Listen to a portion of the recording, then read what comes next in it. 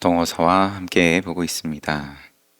13번째, 시비를 따지는 이유가 무엇인가? 시비를 따지는 이유가 무엇인가? 옳고 그름을 왜 따지냐? 죽고 살고가 있으니까. 저기 가면 사자 나온다.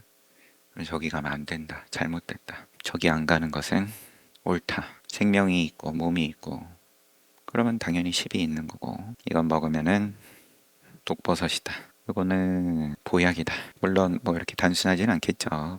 누가 어떻게 물었는지 몰라도. 시비를 멈추고 싶은데 왜 멈춰지지 않냐? 환상, 몸을 색소장 행식을 내가 내 마음대로 할 수 있을 거라는 환상, 그 무명 때문에 아무리 작은 털끝을 볼 수 있는 사람이라도 자기의 눈이 깜짝거리는 것은 스스로 보지 못하며 천근의 무게를 드는 사람도 자기 몸은 들지 못한다. 설림보훈 인용. 옛사람의 이 비유는 다른 사람의 잘못을 따지는 것은 쉽지만 자기 자신의 잘못을 인정하는 데는 어두운 그러한 폐단을 잘 말해주는 말이다. 폐단을 지적하는 말이다. 인용된 앞뒤의 문맥을 보면 그런 의미에서 인용이 됐을 수도 있고, 끝까지 보아내는 자도 자기 눈썹은 보지 못하며 성근을 드는 자라도 제 몸은 들지 못한다. 이는 마치 수행자가 다른 사람 책망하는 데는 밝으면서도 자기를 용서하는 잘못에는 어두운 것, 자기를 쉽게 용서하는 그러한 안팎이 다른 잘못에 대해서는 스스로 모르는 어두운 것과 조금도 차이가 없다. 그래서 그러한 폐단을 보여주는 말이고, 도반들과 이 문제를 의논했는데 객 중에 그때의 그 문제를 장황하게 늘어놓으면서 탄식하고 상을 찌푸리는 자가 있었다. 그리고는 이런 질문을 했다. 누군가가 찌푸리면서 인심은 옛날 같지 않고 세상의 도덕은 날로 문란해져 갑니다. 300이나 500씩 대중을 모아 큰 건물을 짓고 예의를 극진히 하여 일사일언도 틀리지 않으며 서로 완전히 조화롭게 살아가는 곳은 많습니다. 그러나 자기의 주장대로 일이 되지 않거나 제가 주장하는 말에 대꾸하지 않으면 크게 분노하며 원수보다 더 심하게 굽니다. 그 많은 객을 대하는 주지는 쩔쩔매며 뒷바라지를 하는데 그 모습은 마치 봄날 살얼음을 밟듯 호랑이 꼬리를 밟듯 조심합니다. 이렇게 해서야 어디 해탈을 기대할 수 있겠습니까? 돌이켜보면 옛날 총림에서는 윗사람과 아랫사람이 서로에게 간섭을 하지 않았습니다. 그러나 그런 여풍 지금에 와서는 다시 보지 못하겠군요. 남아있는 풍습. 그러니까 여기에 대해서 천목중봉화상께서는 그대 말은 지나칩니다. 그대는 다음과 같은 말을 듣지 못했습니까? 옛 가르침에 사람에게 인연이 있으면 믿기 쉽고 법에 인연이 있으면 들어가기 쉽다. 같은 인용이고요. 어제와 라고 했습니다. 그런데 주석이 또 있어서 보니까 문장이 정확하게 일치하지는 않는다. 원래 원문은 사람에게 인연이 있으면 믿기 쉽고 법에 선근 종자가 있으면 이해하기 쉽다. 인연이 있냐? 성근 종자가 있냐? 어떻게 고금과 옛과 지금과 정법, 상법, 부처님 열반하신 뒤 등등 구분이 있겠습니까? 가령 나에게 인연과 복이 없으면 수백 년 전 수행하던 대중과 함께 살더라도 옛사람이 또한 지금 사람과 같을 것입니다. 인심은 좋고 나쁜 것이 없습니다. 좋고 나쁨은 단지 내 인연에 있을 뿐입니다. 나에게 인연과 복이 있으면 천마 외도라도 도리어 나를 보호하는 무리가 됩니다. 그러니 어떻게 순종하지 않을 재간이 있겠습니까? 인연에. 이것을 두고 이른바 인연을 만날 때 과보를 다시 직접 받으리라 라고 한 것입니다. 이거는 대보적경 개성 일부 인용. 개성은 전체가 가령 백겁을 지난다 해도 지은 업은 사라지지 않나니 인연을 만날 때 과보를 다시 직접 받으리라. 시절 인연 됐을 때 온다. 인심이 좋은 것도 과보, 그렇지 못한 것도 과보. 모두가 자신의 업이 빚어낸 것입니다. 이 처음에 이제 뭐 한탄을 한 개의 말 가운데에서 옛날은 좋았는데 한마디로 아니다. 당신 말이 틀렸다. 이래서가 아니라 옛날이 좋았으면 좋았을 수도 있지.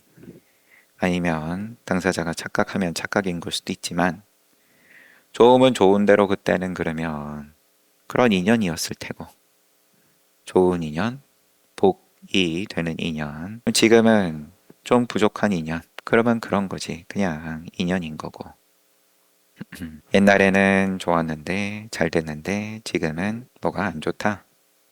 수행을 잘 못한다. 옛과 지금이 기준이 아니다. 조건이 아니다. 그때의 인연일 뿐이다. 어찌 다른 사람이 그렇게 만들 수 있겠습니까? 그러자 객이 수긍하면서 물러갔다 하고 끝났네요. 역시나 어려울 거는 없고. 시비를 따지는 이유가 뭐냐? 순종하지 않는다. 인연에, 인과에 순종 아니면 순응 하지 못하니까 옳고 그름을 따진다. 14번째 공, 가, 중, 삼재의 뜻은 무엇인가? 하나이면서 셋이니 이것은 물, 파도, 얼음이 습성을 벗어나지 않는 것과 같은 이치이다. 셋이면서 하나이니 이것은 마치 금화, 소반, 비녀 모두 금으로 만든 것과 같은 이치다. 색즉 시공. 그것은 쓰임새에 따라 천차만별이지만 본체는 다를 바가 없다. 본체의 측면에서 사물의 작용을 관찰하기는 쉽지만 각각의 작용을 모두 합쳐 본체로 귀납하기는 어렵다. 본체의 측면에서 본체를 깨달은 입장에서 그러면 이 금을 조주라고 해야 될지 이제 만드는 것 따라서 쟁반도 만들고 이거저거 만들고 얼마든지 작용한다. 이건 쉬운데 세상 살기가 너무 쉽다. 선업으로 작용하든 불선업으로 작용하든 선상이든 지옥이든 본래의 본체에 대해서 확고할 것 같으면 그저 작용일 뿐이다. 그냥 금일 뿐이다. 부처일 뿐이다. 뭐라고 이야기를 하든. 그런데 귀납하기는 어렵다.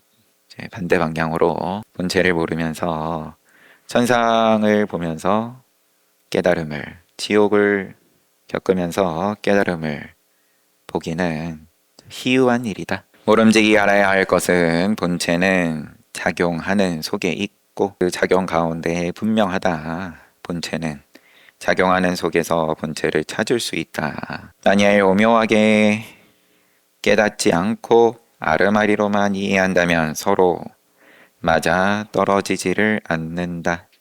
그렇다면 여기에 말한 셋은 무슨 뜻이겠는가?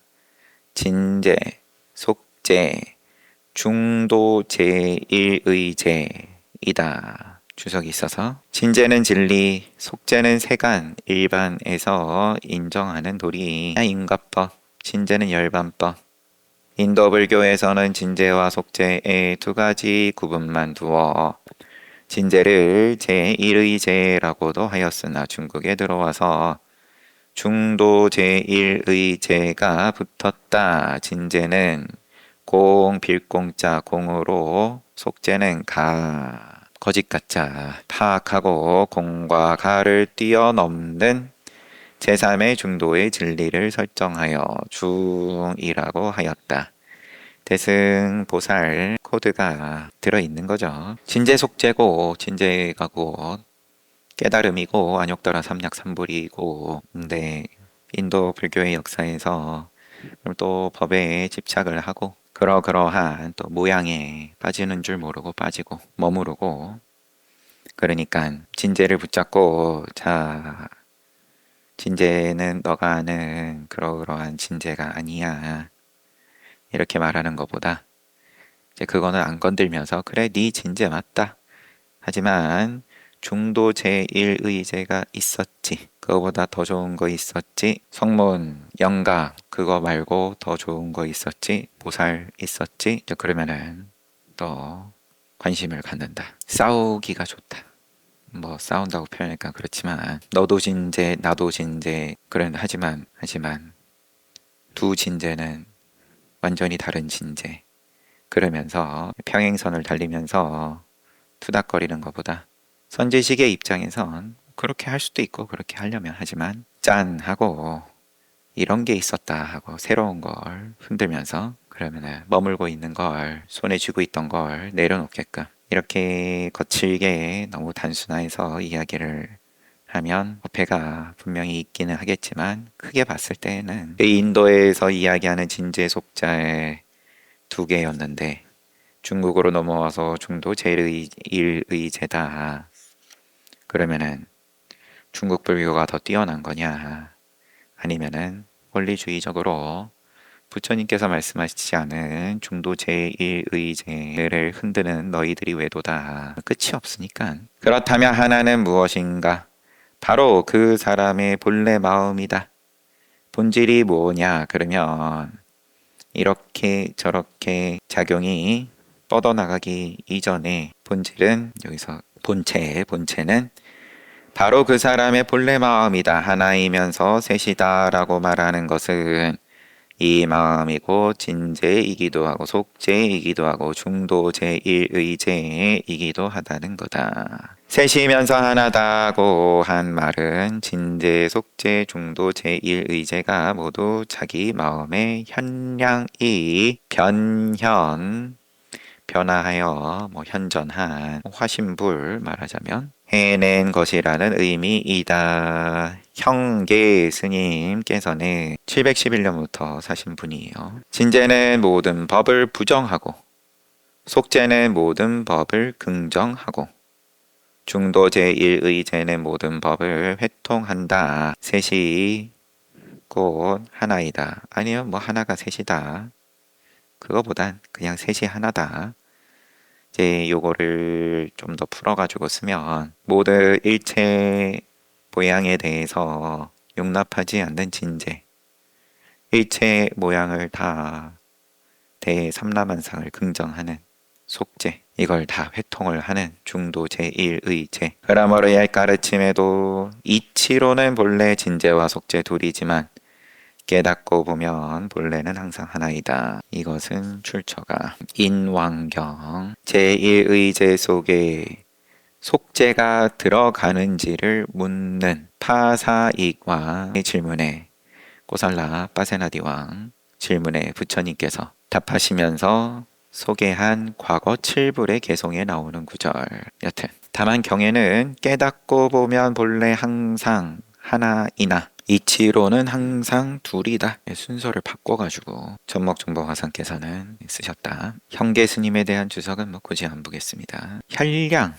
혈량에 대해서 진재, 속재, 중도, 제1의제가 모두 자기 마음의 현량이 현해낸 것이라는 의미이다. 해서 현량, 바깥 경계 대상을 그대로 인식하는 것.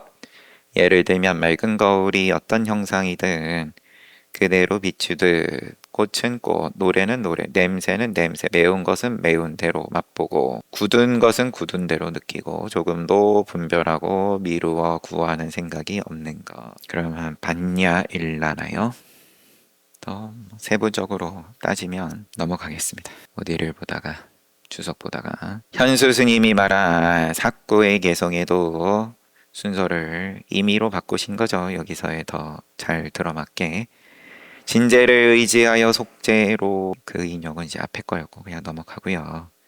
현수 스님 말한 사구의 개성에도 진재를 의지하여 속재로 들어감이 일구, 진재를 의지하여서 속재로 들어간다. 깨달음에 의지해서 본체에 의지해서 세상을 사는데 조금도 막힘없이 장애 없이 산다. 속재를 따라 진재에 회합하는 것이 또 한 구절. 깨달음을 구함에 있어서 깨닫지 못한 입장에서 그러면 깨닫겠다 할 때 서 있는 자리를 조금 더 부정하지 않는다. 속죄를 따라 진제에 회합하는 것이 한 읽고, 진제인이 속죄인이 하는 구별을 버리고 중도 제1의 제에에 들어가는 것이 읽고, 이러면 깨닫고 나서 보니 진제 속죄가 따로 없다. 중생부처가 따로 없다. 그 정도겠죠. 이게 또 읽고, 중도 제1의 제에 상즉하여, 항상 상자겠죠. 늘 앉고 서고 눕고 움직이고 함에 있어서 조금도 중도 제1의제를 벗어난 적이 없다. 항상 즉 하여 가지고 진제 속죄를 모두 수용하는 것이 또 일구이다. 또 천태 스님도 말하기를 진제는 독립적으로 진제가 아니라 따로가 아니다. 열반 따로 인과법 따로로 진제를 보지 말아라. 독립적으로 진제가 아니다. 그러면 여튼 속죄에 대한 상대 개념으로 진제다. 진제를 깨달음을 모르는 입장으로 작용, 늘 윤회하기에 원인 짓고 결과 받고 즐겁거나 괴롭거나 또 원인 짓고 결과 받고 그러한 속죄에 대한 그거 말고도 있다. 그렇게 사는 게 세상의 전부가 아니다. 상대 개념으로서의 진제다. 진제도 그래서 수단이다. 속죄 또한 독립적으로 속죄가 아니라 진제에 대한 상대 개념으로서 속죄인 것이다. 중도 제1의제 역시 독립적으로 중도 제1의제가 아니다 말하자면 진속 두 가지 제는 하나이면서 단독자가 아니고 둘이면서 개별적 둘이 아니다. 서로를 드러내면서도 서로를 부정하여 상즉 상용 서로 상자네요. 상즉 상용 앞에 상즉 서로 즉한다 그러면 상즉 상용한 중도 제1의제가 되는 것이다 라고 했다. 이제 천태스님 인용 또한 또 인용 공이 절대 공이라면 공이 단공이라면 모양이 있는 공이라면 그냥 공이라는 어떠한 티끌도 용납하지 않는 맑은 그러면 색과 용합하지 못하고 색이 절대색 여기서는 실색 실제의 색이라면 공과 혼합하지 못한다 절대라면 진정한 공이 될 수 없고 절대라면 참된 색이 될 수 없다. 서로 두 극단에 서 있으나 완전한 중도이다. 공과 색이 어떻게 함께가 될 수 있냐. 호주머니가 비어있다. 호주머니가 든든하다. 극단은 극단인데 그걸 부정해서가 아니라 부정하지 않으면서의 중도다. 완전한 중도다. 이러한 심체를 잘 알지 못하는 사람은 깨닫지 못한 사람은 진제를 마주하면 단견에 집착하고 번뇌를 다 끊어 없앤다. 윤회를 벗어난다고 하니까 그러면은 부처가 어떻게 몸이 있냐 어떻게 아픔이 있냐 속죄로 들어가면 깨달음 없이 속죄로 들어가면 상견에 미혹된다. 속죄 인과법이다. 선업지어서 선취해 난다. 분명히 이것은 훔쳐가지 않는다. 상견에 미혹된다. 두 견해가 독립적으로 존재하면 그러면은 늘 다툴 수밖에 없고 나는 선업지어서 다음 생에는 부와 명예를 누려야 되는데 그걸 또 놓으라는 집착하지 말라는 말이 귀에 들어올 수가 없는 거죠. 혼란이 오는 거고 단독적으로 두 견해가 독립적으로 존재하면 중도에서 어긋난다. 이 말은 경학을 강론하는 자들이 일찍부터 주장하지 않은 것이 아니다. 그러나 주장은 했으면서 실제 이치는 깨닫지 못했다. 그 까닭은 아르마리로 문자에 의지에 이해했을 뿐 오묘하게 깨닫지 못했기 때문이다. 깨달음 없이 처음에 비유와 같이 금, 화, 소, 반, 비녀 모두 금으로 만들었다. 거기서 계속 작용을 해 나가는 것 것만 잘하고 귀납적으로 모두 합쳐서 본체로 귀납하기는 어렵다. 호주머니가 비어있는 것, 가득 차 있는 것, 두 가지가 다르지 않은 작용이다. 비어있는 호주머니로 작용을 한 것, 든든한 호주머니로 작용을 한 것, 이거를 본체로 어떻게 합쳐서 귀납할 거냐. 호주머니가 든든한데 억울해가지고 모양으로 계속, 그러니까 깨달음이 없이 경악을 강론하는 자들이 글자를 가지고 그것을 끼워 맞추려고 들면 계속 금이 요 모양 됐다 저 모양 됐다가 뭐 그런 식으로 오묘하게 깨닫지 못했기 때문에 주관 객관의 자체가 뚜렷하여 내 호주머니에 있냐 네 호주머니에 있냐 이게 뚜렷하여서 아르마리가 많아질수록 미혹의 정은 더욱 무거워진다. 이른바 깨달음이란 무엇을 두고 하는 말이겠는가? 그것은 이 한 마음 일심의 지극한 본체를 직접 보았다는 거다. 계속 뭘 덕지덕지 붙일 수밖에 없습니다. 지극하다도 붙이고 본래라는 것도 붙이고 하나다. 한 마음에. 그런 아르마리란 무엇이겠는가?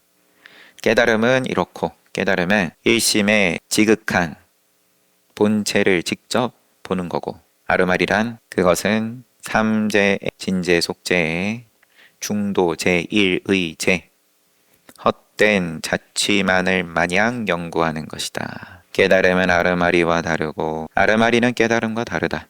깨달음의 본질은 마음으로는 통하지만 말로 의론할 수는 없는 것이다. 의논일란지 한자가 다를란지 여튼 이러쿵저러쿵 말로 할 수 없는 거다. 진실하게 참고한 사람은 이 점을 깊이 생각해야 된다. 학문으로 이해한 것이 설사 현묘하고 현묘하다 할지라도 신묘한 깨달음과는 견줄 수가 없다. 역시 넘어가면 될 테고요. 이게 궁금해서 답이 안 넘어갑니다. 진재가 뭐고 속재가 뭐고 중도 제1의 재가 뭔지 그런 분은 안 계실 테니까 배고프면 오늘은 점심 메뉴가 뭘까? 이게 중요하죠. 15번째, 애증심으로 도를 깨칠 수 있는가? 좋아하고 싫어하고 감정으로 그러면 도를 깨칠 수 있는가? 화두를 들고 수행을 한다. 분심을 일으켜서. 그리고 선사들 가운데 여러 깨달으신 기연 곳곳에 또 스승이 분심을 일으키게끔 하는 장면들도 분명히 있으니까 그런 거를 묻는 걸란지. 정은 뜻정자 정은 애와 증 때문에 생기고 자취는 진, 퇴 때문에 생긴다. 나아가고 물러서고 바로 이 애증과 진퇴 애하니까 손에 쥐고 싶으니까 나아가서 쥘 테고 피하고 싶으니까 퇴할 테고 애증 따라서 이제 몸이 색이 움직인다. 동물이다. 애증과 진퇴 때문에 인간이 생사에 유랑하며 삼계에 윤회하게 된다. 좋아하는 거 좋아해도 가까운 인연이고 증해도 역시나 원수도 가까운 인연이고 가까운 인연 때문에 또 몸을 받고 생사에 유랑한다. 또 생을 받는다. 그러나 이것은 세간을 초월하고 멀리 성도에 개합하여 보리를 신속하게 증오하는 첩경이기도 하다. 이 덕분에 생사에 유랑하는 늙고 병들고 죽고가 스승이다. 이미 유랑이라 해놓고 초월이란 또 무슨 말인가? 초월이 앞에 문장이 이러이러한 애증 진퇴 이것은 세간을 초월하고 멀리가 붙어요. 여튼 세간을 초월하고 성도에 개합해서 깨달아서 보리를 신속하게 증오하는 깨닫는 지름길이다. 이미 유랑이라 해놓고 초월이란 또 무슨 말인가? 성인께서 언교를 통하여 알려주려 한 것은 두 가지다. 말로 부처님께서 내지는 역대 조사들께서 말로 뭘 전하냐? 하나는 도를 깨닫도록 한 것이고 또 하나는 업에 얽매이는 이유를 밝히려 한 것이다. 사랑하는 마음 때문에 도를 깨달을 수 있다는 뜻은 공적인 재물을 아끼고 여러 사람을 아낀다는 말이다. 애 때문에 도를 깨달을 수 있다는 뜻은 공적인 재물을 아끼고 여러 사람을 아낀다는 말이다. 다시 말하면 상주물을 마치 자기의 눈을 보호하듯 아끼는 것인데 이것이 바로 공적인 재물을 아낀다는 뜻이다. 그래서 옛 가르침에도 내가 많은 생을 통하여 깨닫기를 바랐던 까닭은 일체 중생을 구호하여 괴로운 생사윤회에서 벗어나게 하려고 그런 것이다 하였으니 이것이 바로 중생을 아끼는 마음이다. 애를 좋아하는 내지는 사랑하는 애를 작은 애랑 그 다음에 보살의 자비심으로서의 애랑 나눠가지고 사랑하는 마음 애 때문에 도를 깨달을 수 있다에 대해서 더 공적인 입장으로서 이제 끌어올리는 거죠. 천목중봉화상께서 큰 애로 그래서 내가 많은 생을 통하여 깨닫기를 바랐던 까닭은 일체 중생을 구호하여 괴로운 생사윤회에서 벗어나게 하려고 그런 것이다. 요게 중생을 아끼는 것이다. 이런 마음 품으면 깨달음을 일부러 기약하지 않아도 시간 문제다. 사랑하는 마음 때문에 업에 얽매인다는 것은 자신을 아끼고 자기의 가까운 권속을 아낀다는 뜻이다. 때문에 업에 얽매이는 건 작은 애는 자기를 아끼고 또 가까운 권속을 아끼고 자신을 아끼기 때문에 아첨, 질투, 반연, 치달림, 광망, 전도가 마구 일어난다. 자기의 권속을 아끼는 데는 애지중지하여 그들을 영화롭고 명예롭게 하기 위해서라면 옳고 그른 것을 따지지 않고 마구 날뛴다. 이렇게 몰지각하게 권속을 아끼다 보면 생각마다 생사에 업습과 뒤얽혀 버리고 만다. 분별이 있는 그 다음에 가깝고 멀이 떨어져 나간 증에 대해서도 마찬가지로 이와 반대로 증오가 있어 미워하는 마음이 있어 깨달을 수 있다는 것은 자기를 책망하는 것이고 자기의 가까운 권속 중에 올바른 수행하지 않는 자를 또한 책망하는 것이다. 자기를 책망하기 때문에 게을러서 그저 편함만 바라는 잘못이 있게 되면 스스로를 경책하고 이 점을 뼈아프게 생각하며 깊이 반성하고 고치고 후회한다. 그러니 무엇 때문에 따로 깨달으려는 노력이 필요하겠는가? 반면 자기의 잘못을 경책하는 정념을 버리는 경우 다른 사람의 잘잘못을 들춰내게 되고 급기야는 분노가 가슴속에 쌓이고 불만이 얼굴에 가득해진다. 이것이 바로 업에 얽매이는 것임은 말할 필요도 없다. 사랑과 증오의 도는 이와 같고 진태의 이치 또한 이와 같다. 유가에서 공자님 말씀에서 전해오는 벼슬 자리에 나아가면 충성을 다할 것을 생각하고 벼슬에서 물러나면 자기의 허물을 보완할 것을 생각한다는 훈계가 있다. 우리 부처님의 가르침인들 어찌 그와 다르겠는가? 나아간다는 것에도 두 가지 뜻이 있다. 나아가고 물러서고는 다음 시간에 또 이어서 보도록 하겠습니다. 어떤 질문을 정확하게 하면 감정을 끊어야 되냐? 올바른 수행을 해와 증을 일으켜서는 안 되는 거냐? 해와 증 그 가운데에서 깨달을 수 있냐? 모험 지니고 깨달을 수 있냐? 색수상 행식 가지고 깨달을 수 있냐? 다 같은 질문일 텐데 이제 몸을 없애야 깨달을 수 있다. 분별망상 없애야 깨달을 수 있다. 사랑하고 증오하고 없애야 깨닫는 거다. 수행이다. 이렇게 생각해서는 안 된다. 그것도 모양에 집착하는 거다.